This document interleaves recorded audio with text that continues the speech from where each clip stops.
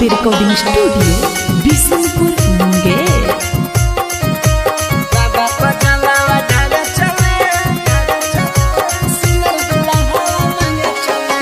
काबर के पावर देखाबो है बाबा देवघर के मंदिर चले। काबर के पावर देखाबो है बाबा देवघर के मंदिर चले।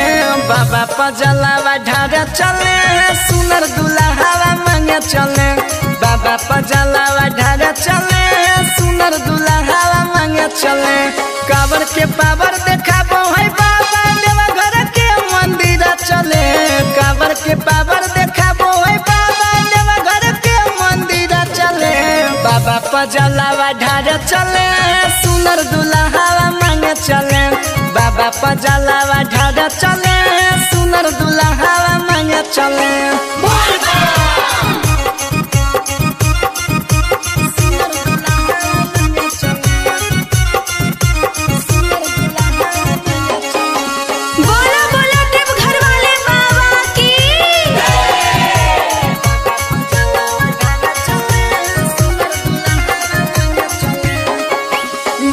धतूरा से थाल सजाइले पहला समारी के जल चढ़ाइले।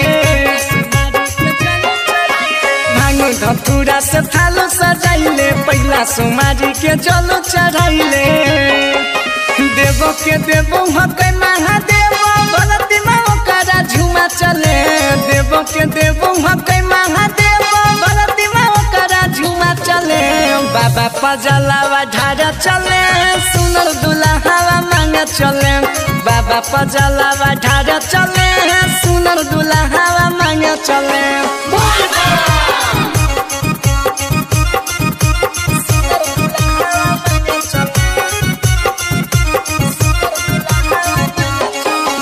माँ रिकॉर्डिंग स्टूडियो बिशनपुर मुंगेर।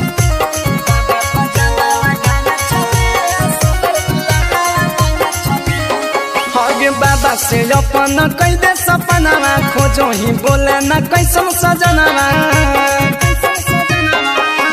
बाबा से अपन कई दे सपनावा खोजो ही कैसन बोले न सजनावा। लेके कबरिया धके डगरिया छौड़ाया शीशा के संगे चले।